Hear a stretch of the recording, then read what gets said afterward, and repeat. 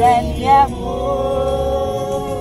ఇదిగో నా ప్రభువా ప్రియమైన నా దేవా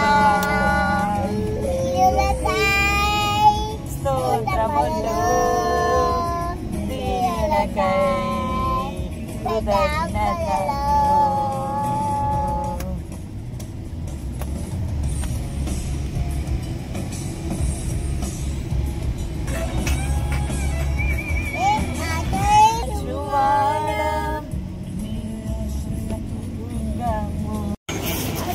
కాబట్టి నీ నా పాపలన్నింటినీ ఆయన మీద మోసుకున్నవాడు అంటున్నాడు.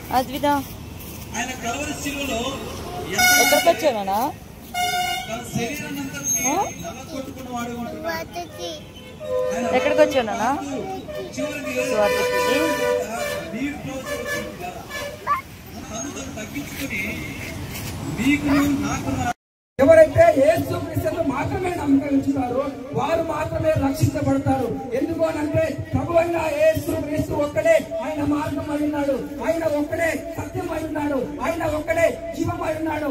ఆయన తప్ప మరొక మార్గము లేదు, ఆయన తప్ప మరొక సత్యము లేదు, ఆయన తప్ప మరొక జీవము లేదు.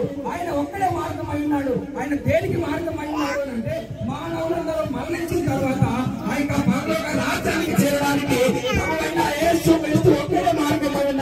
ఆ మార్గం ద్వారా మాత్రమే మానవులు మరణించిన తర్వాత పరలోక రాజ్యానికి చేరుకుంటారు. కానీ మరి దేని ద్వారా కూడా పరలోక రాజ్యానికి చేరుకోరు. పరలోక రాజ్యం కావాలంటే ప్రభు అయిన యేసు క్రీస్తు ఆయన ఒక్కడే మార్గమై ఉన్నాడు, ఆయన ఒక్కడే మార్గమై ఉన్నాడు, ఆయన ఒక్కడే మార్గమై ఉన్నాడు, ఆయన ఒక్కడే సత్యమై ఉన్నాడు, ఆయన ఒక్కడే రక్షకుడై ఉన్నాడు, ఆయన ఒక్కడే నిజమైన దేవుడై ఉన్నాడు, ఆయన ఒక్కడే ఈ యొక్క ప్రపంచానికి జీవమును, ఆయన ఒక్కడే ఈ యొక్క ప్రపంచానికి పునరుత్థానమునై ఉన్నాడు. ఆయన యందు విశ్వాసం ఉంచిన వాడు మాత్రమే రక్షించబడతాడు. ఆయన యందు విశ్వాసం ఉంచిన వాడు మాత్రమే ఆ యొక్క నరకం నుండి తప్పించబడి ఆ యొక్క పరలోక రాజ్యానికి చేరుతాడు. కనుక ఆ యొక్క పరలోక రాజ్య సువార్త ఈరోజు మీ మధ్యలో ఉన్నది. ఆ యొక్క రాజ్య సువార్త ఈరోజు మీ మధ్యలో ఉన్నది. ఈ లోకము నశించిపోయే లోకము, ఈ లోకము పాపంలో ఉండే శక్యమైన సంతోషం చెప్పనాశక్యమైన సంతోషం. ఈ సంతోషము నీకు కావాలేనా? ఈ సంతోషము నీకు కావాలేనా? ఈ సంతోషము నీకు కావాలేనా? నేడే యేసును దాకురము, నేడే యేసును దాకురము. సంతోషమే సమాధానమే, సంతోషమే సమాధానమే, సంతోషమే సమాధానమే. చెప్పనాశక్యమైన సంతోషం. ఆ యొక్క ప్రేమ సందేశము మనకు ఏం తెలియజేస్తుంది అని అంటే మనల్ని ప్రేమించిన ప్రభు అయిన యేసు క్రీస్తు అనే ఆ యొక్క రక్షకుడు మన యొక్క పాపముల కొరకు ఆయన సిలువలో మరణించాడు అని ఆ యొక్క శుభవార్తను మనకు తెలియజేస్తుంది. మనము గనక పొద్దున్నే లేచినప్పుడు మనము ఎన్టీవీ పెడితే మనకి దుర్వార్తలు కనపడతాయి. అదే గనక మనము టీవీ లైన్ పెడితే మనకి దుర్వార్తలు వినపడతాయి. మనము ఏ పేపర్ చదివినా మనకి దుర్వార్తలే మనకు కనపడతాయి. ఎందుకు అంటే ఈ లోకం అంతా కూడా దుర్వార్తలతోనే నిండిపోయి ఉంది. కానీ కేవలం ఈ లోకంలో ఒకే ఒక శుభవార్త ఉంది. ఆ శుభవార్త ప్రభు అయిన యేసు క్రీస్తుని గురించిన శుభవార్త అయి ఉన్నది. కనుక ప్రభు అయిన యేసు క్రీస్తుని గురించిన శుభవార్త ఏంటి అని అంటే ఈ లోకంలో ఉన్న మానవాళి యొక్క పాపముల నిమిత్తము ప్రభు అయిన యేసు క్రీస్తు ఈ లోకంలో రక్తము చిందించి ఆయన మనందరి యొక్క పాపముల కొరకు ఆయన మరణించారు. ప్రభు అయిన యేసు క్రీస్తు ఆయన శిలువలో ఎందుకు మరణించారు అని అంటే ఆయన మానవులందరినీ ఎంతగానో ప్రేమించి మానవులందరి యొక్క పాపముల నిమిత్తము ప్రభు అయిన యేసు క్రీస్తు ఆయన శిలువలో మరణించారు. ఈ లోక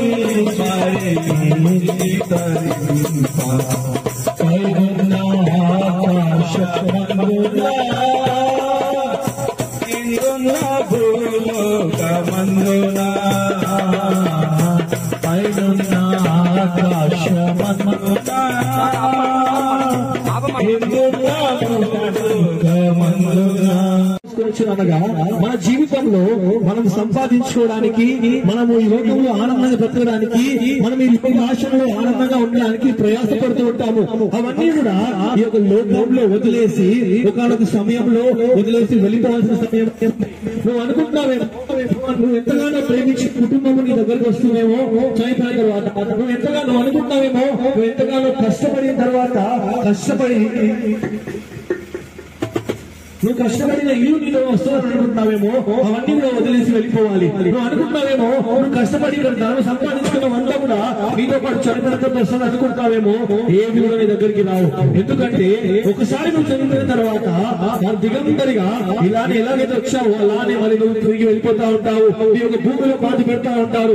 నువ్వు చనిపోయిన తర్వాత మరి నీ దగ్గరికి ఈ సమాధి వరకు నీ కుటుంబం వస్తుంది, ఈ సమాధి వరకు నీ స్నేహితులు వస్తారు, ఈ సమాధి వరకు నీ యొక్క అందరూ వస్తారు. కానీ అవన్నీ కూడా అక్కడి వరకు ప్రభుత్వం మాత్రమే ఉంటుంది.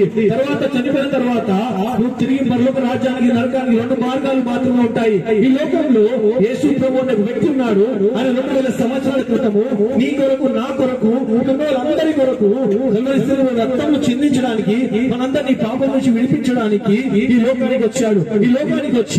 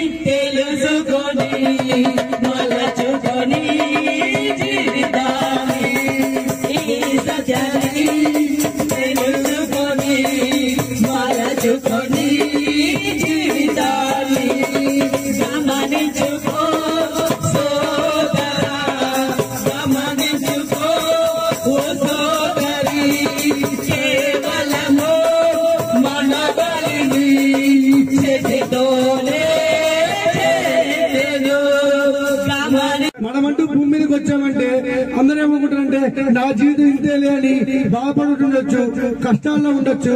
కానీ మనం మాత్రము ఊరికే రాలేదండి. దేవుడి యొక్క ప్రణాళికతో మనం వచ్చి ఉన్నాము. దేవుడే మన తన చేతితో చెక్కుకున్నాడు. మనం ఏమనుకుంటామంటే మన అమ్మ వాళ్ళు మన కన్నాలు అయిపోయింది అనుకుంటున్నారు. కానీ దేవుడు మనల్ని చేశాడండి. దేవుడి ప్రణాళిక లేకుండా, దేవుడి చిత్తం లేకుండా మనం ఎవరం భూమి మీదకి రాలేదు. కాబట్టి మీరు ఆలోచించండి, మన సృష్టికర్తను మనం జ్ఞాపకం చేసుకోవాలి. మనం ఈ సృష్టిని కాదు పూజించాల్సింది, మన సృష్టికర్తను మనం జ్ఞాపకం చేసుకోవాలి.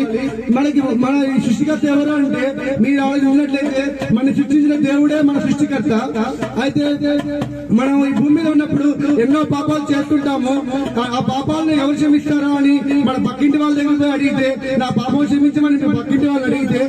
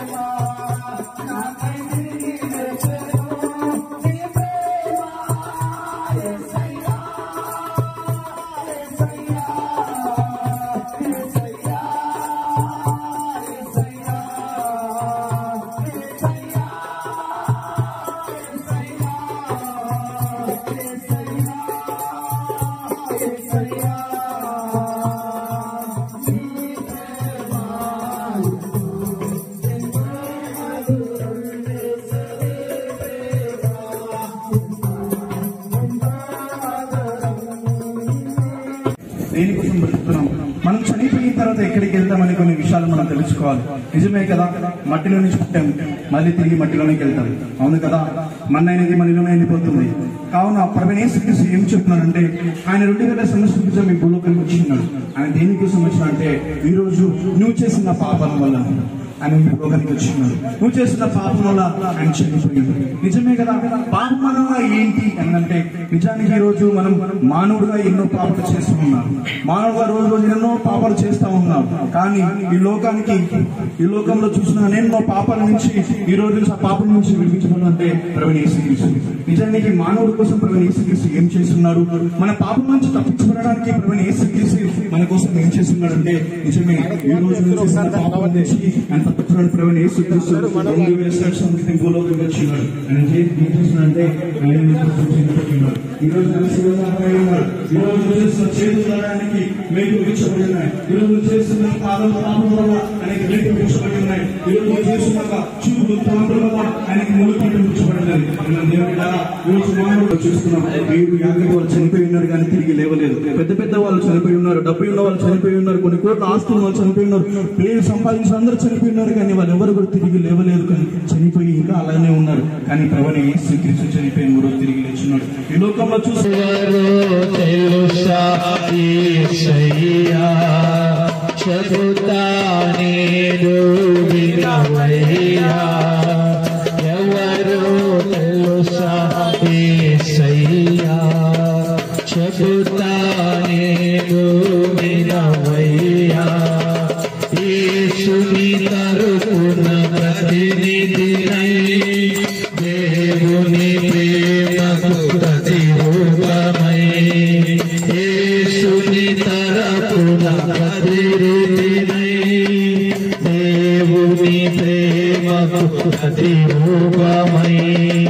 అతి వినయముగా బతుమాలుచున్నాను ప్రశాంత్ ప్లీజ్. అతి వినయముగా బతిమాలుచున్నాను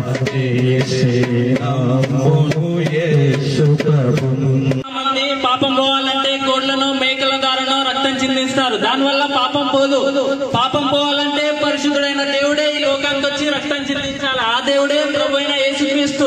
చూడండి, మనం ఉదయాన్నే లేచి ఒక ప్రార్థన చేస్తూ ఉంటాం. ఆ ప్రార్థన ఏంటంటే, అసతోమ సత్యమయ్య, తమసోమ జ్యోతిర్గమయ్య, మృతోత్మ అమృతాంజమయ్య. దీని అర్థం ఏంటంటే, ఓ దేవాది దేవుడా, నేను అసత్యంలో ఉన్నాను, నన్ను సత్యంలోకి నడిపించు. ఓ దేవాది దేవుడా, నేను చీకట్లో ఉన్నాను, నన్ను వెలుగులోకి నడిపించు. ఓ దేవాది దేవుడా, నేను మృత్యువుతో పోరాడుతున్నాను, నన్ను సత్యంలోకి నడిపించు. ఈ ప్రార్థన అన్నిటికీ జవాబిచ్చిన వాడే ప్రభువైన యేసుక్రీస్తు. ఆయన లోకానికి వచ్చి నేనే మార్గము, నేనే జీవము, నేనే సత్యం అని చెప్పాడు. ఈ ప్రపంచంలో దేవుడి లోకానికి వస్తే నేనే అని చెప్పాలి. ఆ చెప్పినటువంటి వాడు ప్రభువైన యేసుక్రీస్తు ఒక్కడే. చూడండి, మానవుడు ఈ లోకాన్ని ఎందుకు బతుకుతున్నాడు, మానవుడి యొక్క జీవితం అర్థం ఏంటి? మానవుడి లోకంలో పుట్టడం, బతకడం, చనిపోవడమేనా? చనిపోయిన తర్వాత జీవితం ఉంది. ఆ జీవితం ఇచ్చేవాడే ప్రభువైన యేసుక్రీస్తు. పొందయ్యా దేవాది దేవుడు యేసయ్యా, మానవ జన్మగ వచ్చాడయ్యా. దేవాది దేవుడు యేసయ్యా, మానవ జన్మగ వచ్చాడయ్యా. మరణించాడు, మరి లేచాడు, నీ నా పాప విమోచనకై. మరణించాడు, మరి లేచాడు, నీ నా పాప విమోచనకై. ఎందరైతే ఈ నా మాటలు వింటున్నారో మీ అందరికీ ఒక గొప్ప శుభవార్త. ఏంటా శుభవార్త అంటే, యేసుక్రీస్తుని కూర్చున్న శుభవార్త. ప్రభువైన యేసుక్రీస్తుని కూర్చున్న శుభవార్తను మీ మధ్యకి తీసుకొచ్చి ఉన్నాం. ఏంటా శుభవార్త అంటే, రక్షణ కూర్చున్న సత్య సువార్తను కూర్చున్న గొప్ప శుభవార్తను మేము తీసుకొచ్చి ఉన్నాం. ఈ లోకంలో ఏదో శాశ్వతం కాదండి. మీరు చూస్తుంటే ప్రతి ఒక్కటి ఏ అంశం కూడా శాశ్వతమైంది కాదు. మీరు ఏదో ఒక రోజు ఈ యొక్క భూమి నుంచి, ఒక లోకంలో నుంచి మీరు వెళ్ళిపోక తప్పదు. అంటే ఈ యొక్క భూమి నుంచి మీరు ఖచ్చితంగా వెళ్ళిపోక తప్పదు. శాశ్వతమైంది కాదు. మీరు ఈ యొక్క భూమిలో నుంచి మీరు వెళ్ళిపోక తప్పదు. నిజంగా చెప్పాలి అంటే మీరు ఏదో ఒక రోజు చనిపోక తప్పదు. అయితే ఆ రోజు రాకముందే యేసుక్రీస్తు నువ్వు తెలుసుకోవాలని ఎంతగా పొందాలని ఆశపడుతూ ఉన్నారు. ప్రభువైన యేసుక్రీస్తు వారు 2000 సంవత్సరాల క్రితం లోకానికి వచ్చి ఉన్నారు. ఆయన కల్వరిలో మన పాపాల కోసం మన కోసం ఆయన చనిపోయి ఉన్నాడు. 2 చేతులు చాపి ఆయన కల్వరిలో చనిపోయి ఉన్నాడు. ఆయన పొందిన దెబ్బల చేత మనకి స్వస్థత విడుదల కలుగుచున్నది. ప్రభువైన యేసుక్రీస్తు మాత్రమే మన పాపములను మన శాపములన్నింటినీ కూడా ఆయన రక్తంలో కడగలడు. ప్రభువైన యేసుక్రీస్తు ఆయన మాత్రమే నిజమైన దేవుడై ఉన్నాడు. అయితే ఆయన చెప్తున్నాడు కదా, నేనే మార్గము, నేనే సత్యము, నేనే జీవము అని చెప్పేసి చెప్తున్నాడు. దేనికి మార్గము అంటే పరలోక రాజ్యానికి, అంటే స్వర్గానికి ఆయన మార్గమై ఉన్నాడు, జీవమై ఉన్నాడు, సత్యమై ఉన్నాడు. నీవు ఎప్పుడైతే ప్రభువైన యేసుక్రీస్తుని తెలుసుకొని ఆయన నిజమైన దేవుడు అంగీకరించినప్పుడు ఆ యొక్క పరలోక రాజ్యంలో, ఆ యొక్క స్వర్గంలో, ఆ యొక్క మోక్ష రాజ్యంలో నీకంటే ఒక స్థానాన్ని ఆయన ఏర్పరుస్తాడు. యేసు ప్రభువే నిజమైన దేవుడు. ఈ మాటలు దేవుడు దీవించుకుంటాడు.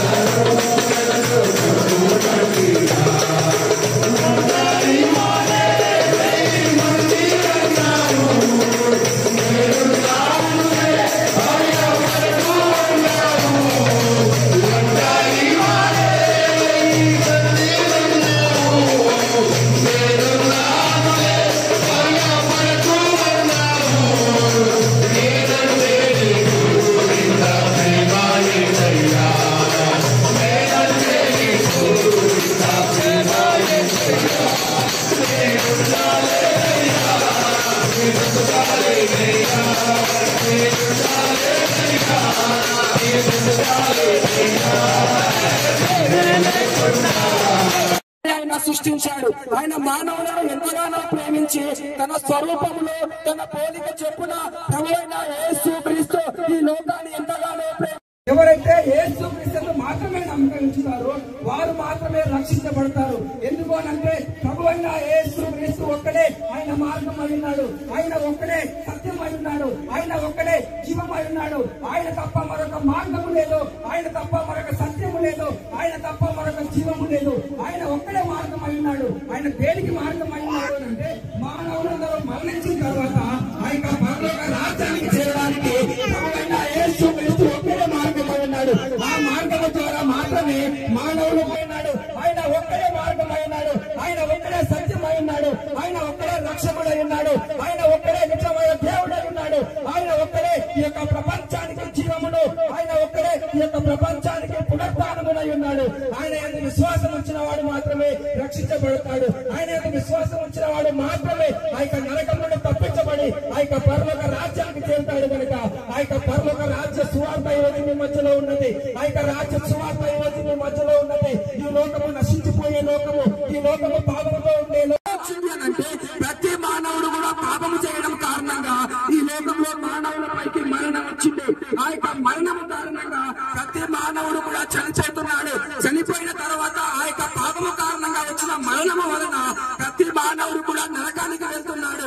ఆ యొక్క పాపము నుండి, ఆ యొక్క మరణము నుండి, ఆ యొక్క నరకము నుండి తప్పించడానికి ప్రభువైన యేసుక్రీస్తు అనే ఆ యొక్క నిజమైన దేవుడు, ప్రభువైన యేసుక్రీస్తు అనే ఆ యొక్క ఒకే ఒక్క దేవుడు, ప్రభువైన యేసుక్రీస్తు అనే ఆ యొక్క ఒకే ఒక్క రక్షకుడు ఈ లోకంలో మానవులందరినీ తప్పించి ఆయన మానవుడిగా జన్మించి మనందరి యొక్క పాపముల కొరకు ఆయన శిలువలో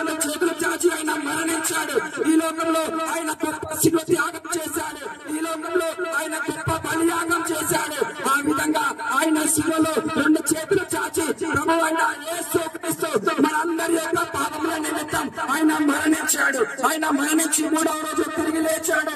ఆయన తిరిగి లేచి ఆయన మరణానికి సవాలు విసిరాడు. ఓ మరణమా నీ ముల్లెక్కడా, ఓ మరణమా నీ విజయం ఎక్కడా అని ప్రభు అయిన యేసుక్రీస్తు మరణానికి సవాలు విసిరాడు. ఈ లోకంలో ప్రతి మానవుడు కూడా మరణించిన తర్వాత ఆ యొక్క సమాధిలోకి వెళ్ళిపోతాడు. వారి యొక్క శరీరము సమాధిలో కుళ్ళిపోతుంది, వారి యొక్క ఎముకలు సమాధిలో విరిగిపోతాయి. కానీ ప్రభు అయిన యేసుక్రీస్తు ఆయన సమాధిని గెలిచి ఆయన 3వ రోజు తిరిగి లేచాడు. మీరు ఎంత పెద్ద గనులైనా గొప్పవారైనా వారి సమాధి దగ్గరికి వెళ్తే ఆ యొక్క సమాధిలో వారి యొక్క విరిగిపోయిన ఎముకలు కుళ్ళిపోయిన శరీరం మీకు కనపడుతుంది.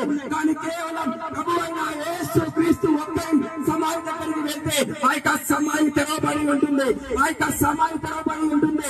ఆయన సమాధిలో లేడు.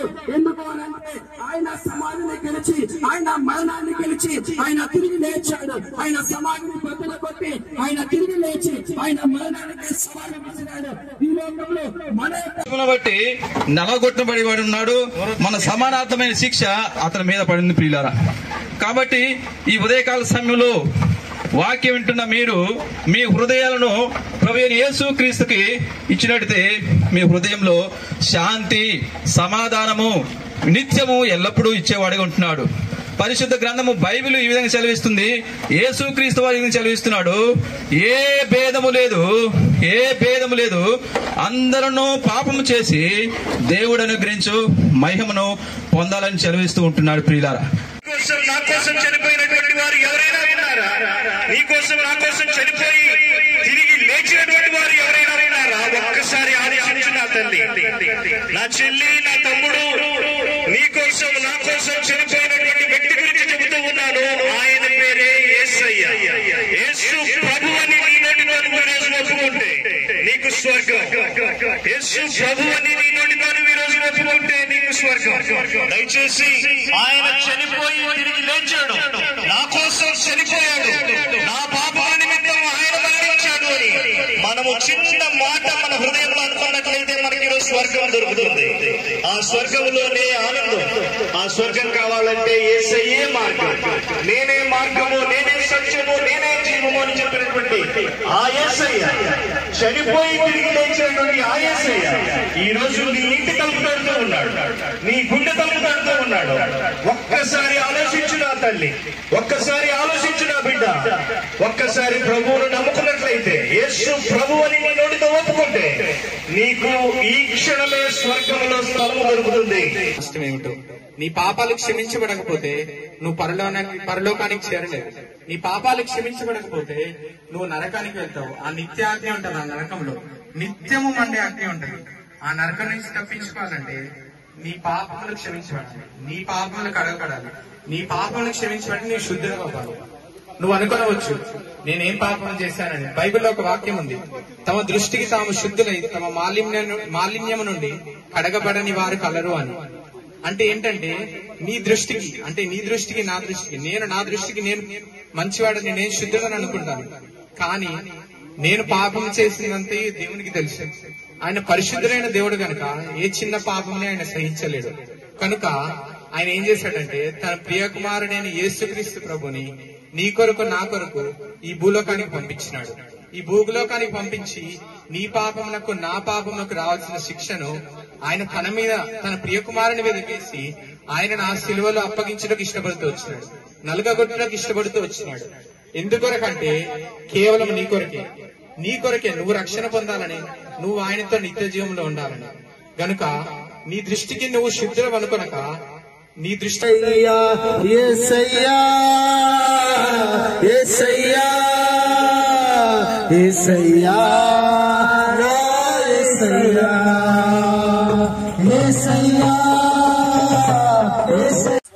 ఈ రోజు ఒక విషయం చెప్పడానికి వచ్చినాం. ఏదంటే ఈ రోజు లోకంలో మనం ఎన్నో పాపాలు చేస్తున్నాం. ఈ పాపం నుంచి విడుదల నుంచి పొందాలంటే ప్రభువైన యేసుక్రీస్తు మార్గం. ఆయన ఏమంటున్నాడంటే నమ్మి విశ్వసించు బాప్తిసం పొందిన వాడు పరలోక రాజ్యాన్ని చేరుతానంటున్నాడు. ఈ రోజు నువ్వు రక్షణ లేకుండా జీవిస్తున్నావా? ఈ రోజు ఈ పాప మూపులను జీవిస్తున్నావా? ఈ పాపం నుంచి విడిపించడానికి ఆయన ఒక ఆయన మన కోసం వచ్చాడు. ఆయన పేరే ప్రభువైన యేసుక్రీస్తు. ఏమి చెప్తున్నాడంటే నేనే సత్యము, నేనే జీవము, నేనే మార్గము అన్నాడు. ఆయన దేనికి మార్గమై ఉన్నాడంటే పండుగ రక్షించాడు. ఈ రోజు కుటుంబం నెమ్మది, సమాధానం, శాంతి లేకుండా ఉన్నాము మేము.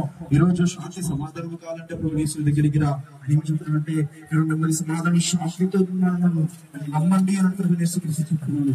నమ్మకుడు సమయం లేదు, ఆయన త్వరగా రాబోతున్నాడు కనుక నమ్మితే మోక్ష మార్గం వెళ్తే యేసుక్రీస్తు చెప్తున్నాడు. మరి మరణం తర్వాత అందరం జీవం ఆడికి మన జీవం అయిపోతుంది అనుకుంటే కాదండి. మరణం తర్వాత మనందరం నిత్య జీవం ఉన్నది. మరణం తర్వాత మనందరినీ ఒక ప్లేస్ కి దేవుడు తీసుకెళ్ళాలని ఇష్టపడుతున్నాడు. అదే పరలోకం, అది నిత్య జీవం అండి. అది ఎప్పటికీ అంతము లేని రాజ్యం ఉంటున్నది. ఆ రాజ్యంలో కష్టాలు ఉండవు, దుఃఖం ఉండదు. ఆ రాజ్యంలో ఎప్పుడు సుఖ సంతోషాలే ఉంటాయి. ఆ రాజ్యంలో యేసుక్రీస్తు ప్రభువారు మనతో ఉంటాడు. ఆయన దేవుడు, ఆయన మన నిజమైన దేవుడు. ఆయన మనం రక్షించడానికి వచ్చే ఏకైక దేవుడు. ఆ రాజ్యాన్ని మనం తీసుకెళ్ళాలని కోరుతున్నాడు. ఆయన మన నుండి ఏమి కోరట్లేదు. ఈరోజు మన డబ్బు కోరట్లేదు, మన ఆస్తి అంతస్తులు మనం కోరట్లేదు. మన మనసులో ఆయన విశ్వసించి యేసుక్రీస్తు ప్రభువారు నిజ దేవుడని మనం అంగీకరించి మన నోటి ద్వారా ఒప్పుకొని ఆయన విశ్వసిస్తే ఆయన మన నిత్య జీవాన్ని తీసుకెళ్ళడానికి మనకు రెడీగా ఉన్నాడు. ఈ కొద్ది మాట దేవుడు దీవించిన కాక ఈ పరలోక రాజ్య సువార్తను ప్రకటించడానికి తీసుకొచ్చిన వందనాలు. ప్రభు నీ దాసుని ఉత్తమైన మాటలను దీవించండి. విన్నవారిలో విశ్వాసం కలిగించండి. మీ అంది శ్వాసం వచ్చి మీరు తప్ప వేరే రక్షకులు లేడు, వేరే దేవుడు లేని సంగతి ఎరుగునట్లు తెలుసుకున్నట్లు సహాయం చేయండి. వారి హృదయాలు రక్షణ కార్యం జరిగించమని ముందుకెళ్తుగా తోడుగా ఉండమని యేసు ప్రభు నామమున స్తుతించి ప్రార్థిస్తున్నాను తండ్రి. ఆమేన్. మరింత ప్రభు యేసునందే రక్షణ కలదు, నిర్లక్ష్యముగా జీవించనేలా, నిర్లక్ష్యముగా జీవించనేలా వేచియున్నది తీర్పుని కొరకై, పరమునాకే గుడ్డ కాయాతపడుము, తెరువు నీ హృదయమును ఆము వలన నీ చింతానిచే పాపము శిక్ష నీదై నిన్ను రక్షింపనొచ్చే సిలువాసరాను భరించుని నీ రక్తము కార్చుగా, సిలువాసమలానము భరించుని నీ రక్తము కార్చిగా, తెరువు నీ హృదయ ద్వారము నేరే. ప్రభు యేసునందే రక్షణ కలదు, నిర్లక్ష్యముగా జీవించనేలా, నిర్లక్ష్యముగా జీవించనేలా.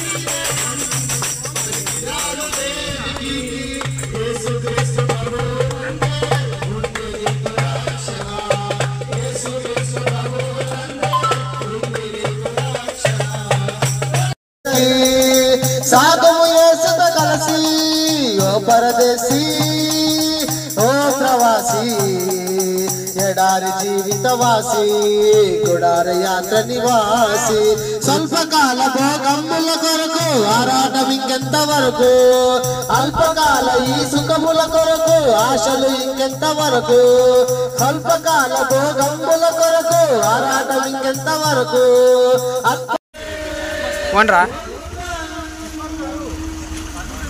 నజరేయుడా యేసయ్యా ఎన్ని యుగాలకైనా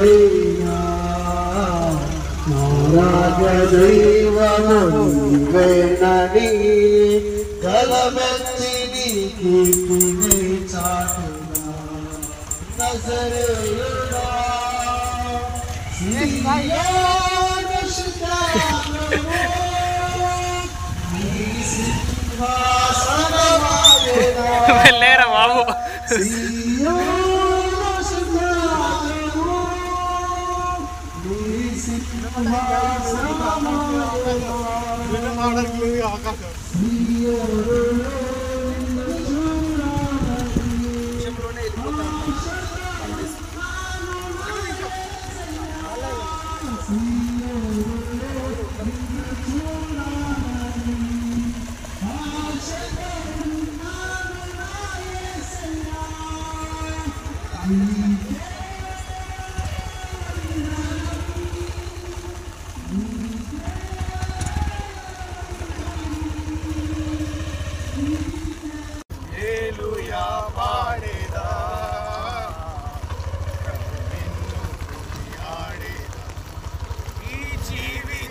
యాత్రలో ఏమి సంభావించినా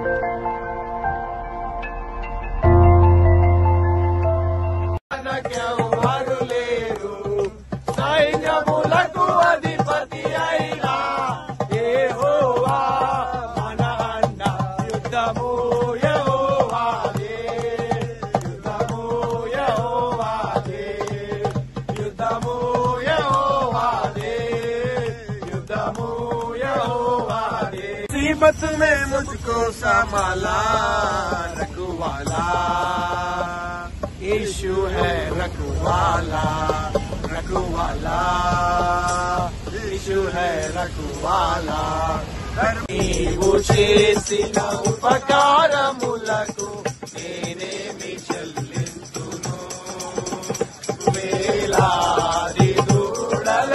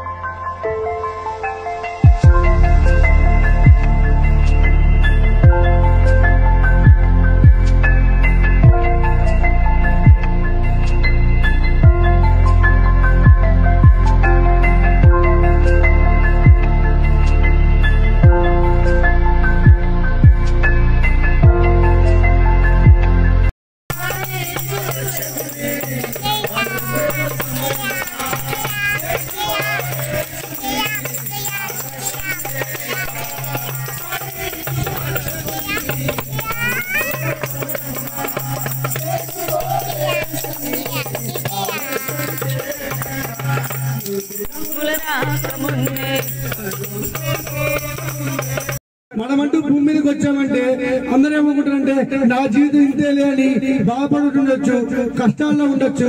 కానీ మనం మాత్రము ఊరికే రాలేదండి. దేవుడి యొక్క ప్రణాళికతో మనం వచ్చి ఉన్నాము. దేవుడే మన తన చేతితో చెక్కుకున్నాడు. మనం ఏమనుకుంటామంటే మన అమ్మ వాళ్ళు మన కన్నారు అయిపోయింది అనుకుంటున్నారు. కానీ దేవుడు మనల్ని చేశాడండి. దేవుడి ప్రణాళిక లేకుండా, దేవుడి చిత్తం లేకుండా మనం ఎవరం భూమి మీదకి రాలేదు. కాబట్టి మీరు ఆలోచించండి, మన సృష్టికర్తను మనం జ్ఞాపకం చేసుకోవాలి. మనం ఈ సృష్టిని కాదు పూజించాల్సింది, మన సృష్టికర్తను మనం జ్ఞాపకం చేసుకోవాలి. మన ఈ సృష్టికర్త ఎవరు అంటే మీరు ఆలోచించినట్లయితే మన సృష్టించిన దేవుడే మన సృష్టికర్త. అయితే మనం ఈ భూమి మీద ఉన్నప్పుడు ఎన్నో పాపాలు చేస్తుంటాము. ఆ పాపాలను ఎవరు క్షమిస్తారా అని మన పక్కింటి వాళ్ళ దగ్గర పోయి అడిగితే నా పాపం క్షమించమని మీ పక్కింటి వాళ్ళు అడిగితే ఎవరైనా మీ పాపాలు క్షమించగలుగుతారా? మీ పాపాలు ఎవరు క్షమించలేరు. మీరు బాధపడుతుండొచ్చు, నా పాపం ఎవరు క్షమిస్తారు, నేను నీ తప్పు చేశాను, నా బాధ నేనే మోసుకోవాలా, నా బాధ ఎవరితో పెంచుకోవాలని మీరు ఎవరైనా బాధపడుతున్నట్లయితే మీ కొరకే ఈ దేవుని సువార్త చెప్పడానికి మేము ఇక్కడికి వచ్చి ఉన్నాము. ఈ మాటలు ఏంటంటే ఒకటే మీరు ఆలోచించండి, మీ బాధ ఎవరికి పంచుకోగా మీరు బాధపరచు. కానీ మీ కొరకు మీ బాధను మోసుకునే కొరకే మన కొరకు యేసు ప్రభు ఉన్నాడు. మీరు ఆలోచించినట్లయితే మీ బాధలన్నీ కూడా ఆయనతో చెప్పొచ్చు. ఎందుకంటే ఆయన కూడా మానవాళిగా ఈ భూమి మీదకి వచ్చి ఉన్నాడు. మన కొరకే ఆయన ప్రాణం పెట్టాడు.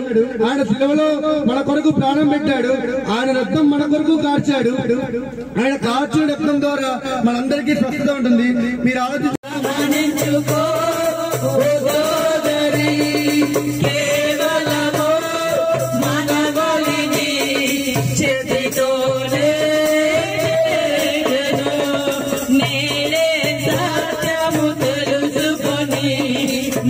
తెలుసుకొని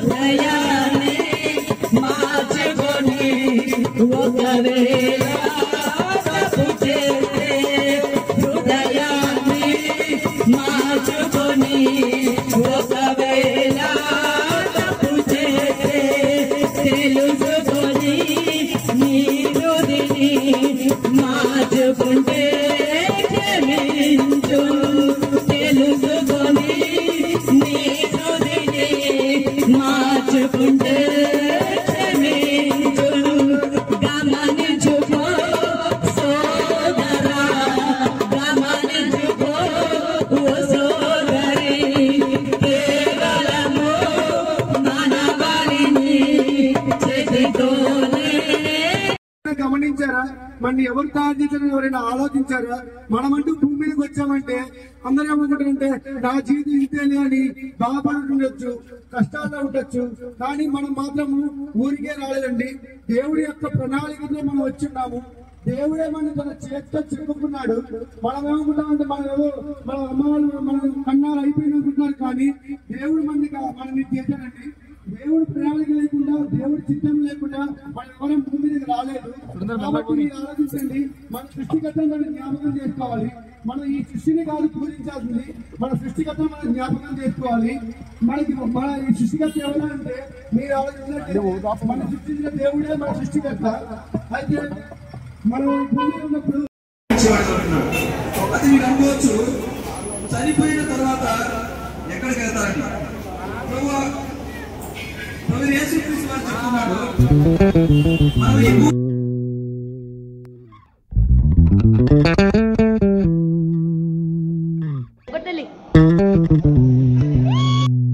ఈ చూడాలి చూడాలి